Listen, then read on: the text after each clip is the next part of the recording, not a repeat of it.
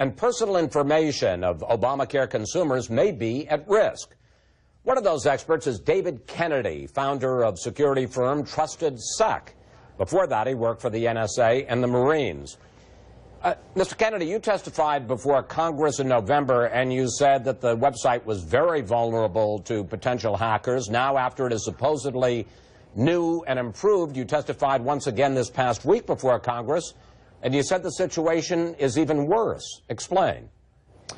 Well, when we testified in front of Congress in November, Chris, what we learned was that, they had rushed through what we call the software development lifecycle, where they actually build the application. And so when you do that, security doesn't really get integrated into it. And what happened with the rocky launch in October is they slapped a bunch of servers in trying to fix the website just to keep it up and running so that people could actually go and use it. But the problem is they still didn't embed any security into it. So when you have another, few hundred developers actually writing code to try to keep the site up and running, and you increase the line count of code, it increases more and more exposures, and that's what we saw here over the period of time, and that's what we testified on. It's much worse than what we saw back in November. Well, I want to ask you about that and how you know that, because you say you did not hack the site, and yet you say you could access 70,000 records of various people who have signed up for health care at the website within 4 minutes. How do you know that if you haven't hacked the site? And that's a great question. There's a technique called what we call passive reconnaissance, which allows us to query and look at how the website operates and performs. And these type of attacks that I'm mentioning here in the 70,000 that you're referencing is very easy to do. It's a rudimentary type attack that doesn't actually attack the website itself. It extracts information from it without actually having to go into the system. Think of it this way. Think of something where you have a car and the car doors are open and the windows are open. You can see inside of it. That's basically what they allow you to do, and there's no real sophistication level here. It's just really wide open. So there's no hacking actually involved. And 70,000 was just one of the numbers that I was able to go up to. I stopped after that. And I'm sure it's hundreds of thousands, if not more. And it was done within about a 4-minute time frame. So it's just wide open. You can literally just open up your browser, go to this, and extract all this information without actually having to hack the website itself. Let's talk about the information you say that you could access if you were to actually hack the site. Names, addresses, social security numbers, birth dates. And you also say that because healthcare.gov is linked to the IRS and to the Department of Homeland Security, you could also get in and see what they had to say about the individual person who had signed up.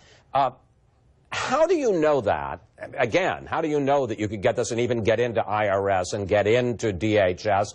And if, in fact, that is the case, what could a hacker do with what seems like an awful lot of private information? And that's a great question. What you look at for when you assess a website, and I've been doing website, security for a number of years. We basically break into websites all the time, and this is my area of expertise. And what we do is we look at, problematic areas around the website. And if you're seeing these type of exposures just on the website, just by looking at it, there's a much more larger problem on the inside. And it's 100% certainty because of how the website was designed and how it was architected and how it was sped along. They're problematic areas. I use the example in Congress. If a car is driving by, and I've been a mechanic for 14 years instead of security, and the engine's making clanking sounds, there's blue smoke puffing everywhere, and there's oil leaking, you probably have a good understanding that the engine itself is bad. And that's what's happening here in the healthcare.gov infrastructure. And you have all of these different companies. It's not just CGI, and it's not just HHS and CMS. It's a number of different companies that all came together to kind of mash this thing up to make it what it is today.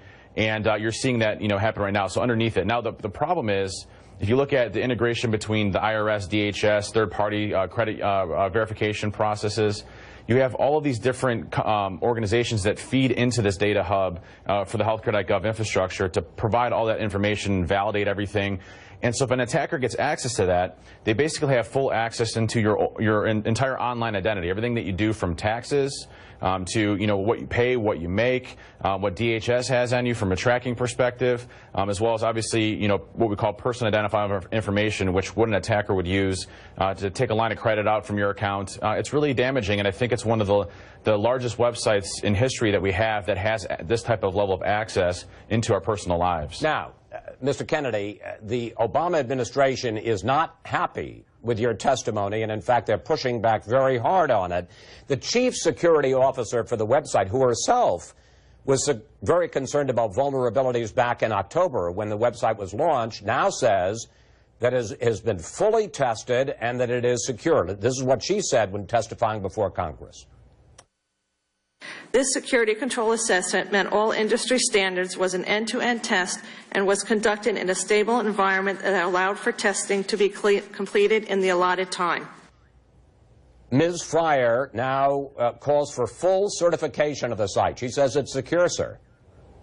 I have to completely disagree with her, and it's not just myself that's saying this website's insecure. It's also 7 other independent security researchers that also looked at all of the research that I had done and came to the exact same conclusion. And these are folks that work really well in the industry. They're highly respected, have an extensive experience of working for the government.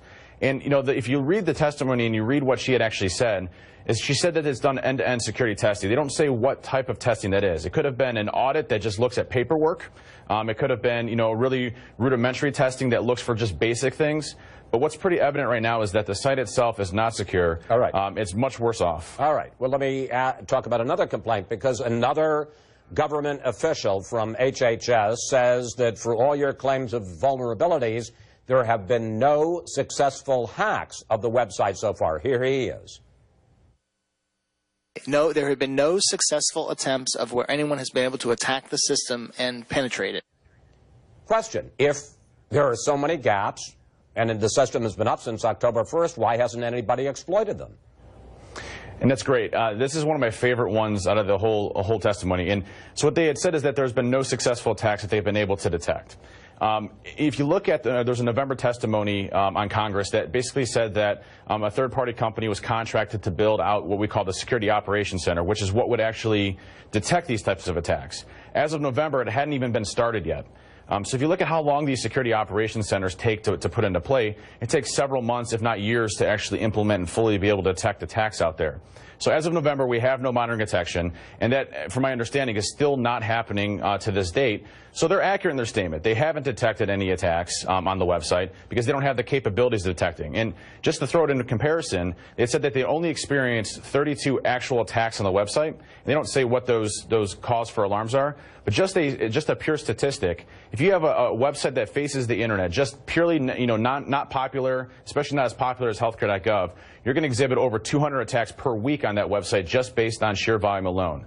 So the 32 mark just shows another capability they don't have, unfortunately, on the healthcare.gov website. All right. You talk about the fact that a lot of independent cybersecurity experts side with you about how vulnerable the site is. Well, the administration talks about an independent cybersecurity expert who says unless you have personally hacked the site yourself, and you say you haven't, you can't possibly know basically what you claim. Here he is.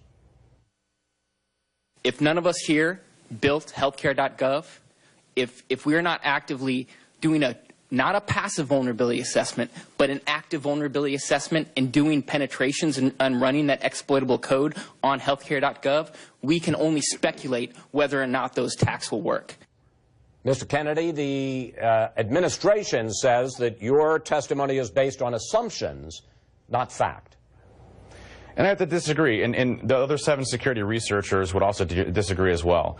Unfortunately, Mr. Krush is not a web application security person. He focuses more on higher-level security audits than anything else. And it's not to you know, throw into question Mr. Krush's experience. He does some great stuff with veterans for security training and things like that. But he doesn't focus on application security, and that's absolutely false. You can definitely tell how secure a website is without actually penetrating into it and hacking the website. And I wasn't the only one that agreed on the panel. There was 3 other gentlemen as well on the panel Mr. that agreed Kennedy, with my assessment as well. Yes, sir. I want to ask you, and I need a 10-second answer here. Since you have testified, has the government gotten in touch with you and said, here, come on in and show us how weak our website is? Absolutely not. They haven't. And it's been offered, and we would do it for free to help out. Unfortunately, there's been no contact from them. Mr. Kennedy, thank you. Thanks so much for joining us today. And we'll keep an eye on how the healthcare website is doing. Thank you, sir. Thank you, sir. Coming up.